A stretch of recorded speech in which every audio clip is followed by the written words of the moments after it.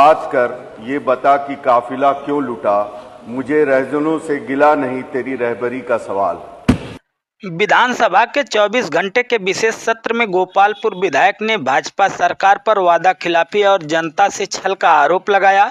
उन्होंने कहा कि सरकार नए सपनों का झूठा विजन दिखा रही है, जबकि 2017 में किए गए वादे अब तक अधूरे पड़े हैं। विधायक ने सदन में किसानों की बदहाली, युवाओं की बेरोजगारी, महिलाओं की असुरक्षा और स्वास्थ्य सेवाओं की दुर्दशा जैसे गंभीर मुद्दे उठाए। उन्होंने विशेष तौर पर अपनी विधानसभा गोपालपुर का उल्लेख करते हुए कहा कि यहां सरकार ने कई विकास योजनाओं और सुविधाओं के दावे किए थे, लेकिन जमीनी हकीकत कुछ और है। उन्होंने भाजपा सरकार को आईना दिखाते हुए कहा कि जनता को नए सपने के बजाय पुराने वादों का हिसाब चाहिए। विधायक के तेवर और सवालों ने सदन का माहौल गर्मा दिया। आइए देखते हैं विधानसभा सत्र के दौरान सदन में क्या कुछ कह रहे हैं गोपालपुर विधायक नफीस अहमद।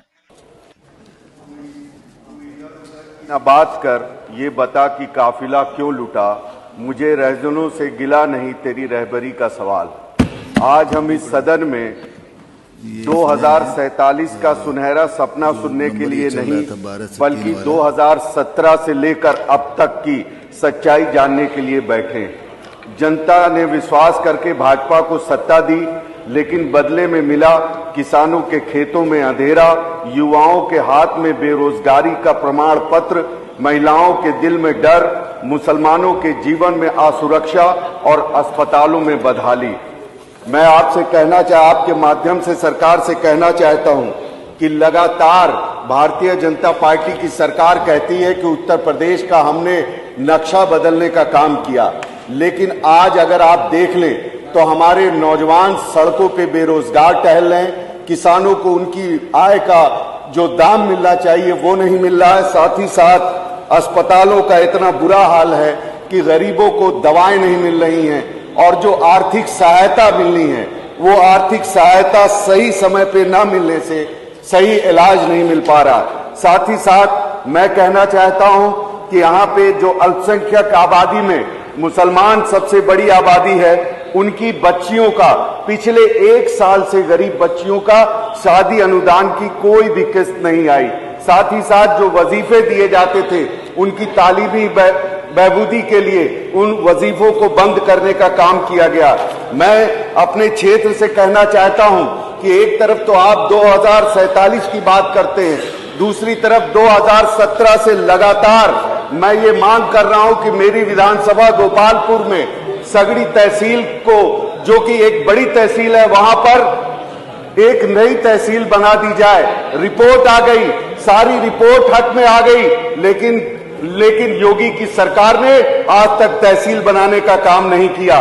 साथ ही साथ पिछड़ा इलाका है, बाढ़ग्रस्त इलाका है, आज घाघरा नदी से कटान हो रही है, तकरीबन 100 से ज्यादा लोगों की जमीनें चली गई, उनके घर जद में हैं। मैं लगातार सरकार से, प्रशासन से मांग कर रहा हूं कि उनको घर बसाने का काम किया जाए, उन्हें मुआवजा दिया जाए, लेकिन कोई सुनवाई नहीं हो रही। 2017 से लगातार, जब से मैं वहां विधानसभा से विधायक बना हूं, मैं मांग कर रहा हूं कि कटान को रोकने के लिए वहां रिंग बांध बनाया जाए, लेकिन भारतीय जनता पार्टी की सरकार ने अपने कानों में रुई डालने का काम कर रखा है। साथ ही साथ मेरे विधानसभा क्षेत्र, क्योंकि बाढ़ का इलाका है, जहरीले जानवरों से मौतें होती हैं, इलाज सही नहीं मिल पाता। वहां से करीब 40 किलोमीटर दूर जो है जिला अस्पताल है। मेरी मांग थी कि वहां पे 100 बेड का एक सुपर स्पेशलिस्ट हॉस्पिटल बना दिया जाए, लेकिन कोई सुनवाई नहीं हुई। साथ ही साथ कहा जा रहा है कि हम रास्तों को अच्छा बना दिए, लेकिन हमारी विधानसभा में एक बाजार है कंदरापुर, वहां से एक रास्ता जो है सदर विधानसभा को भी जोड़ता है, निजामाबाद विधानसभा को जोड़ता है। कंदरापुर बाजार से वो रास्ता जो करीब 500 मीटर इतना खराब है कि आम जनमानस को, बच्चों को जाने की बहुत दिक्कत होती है।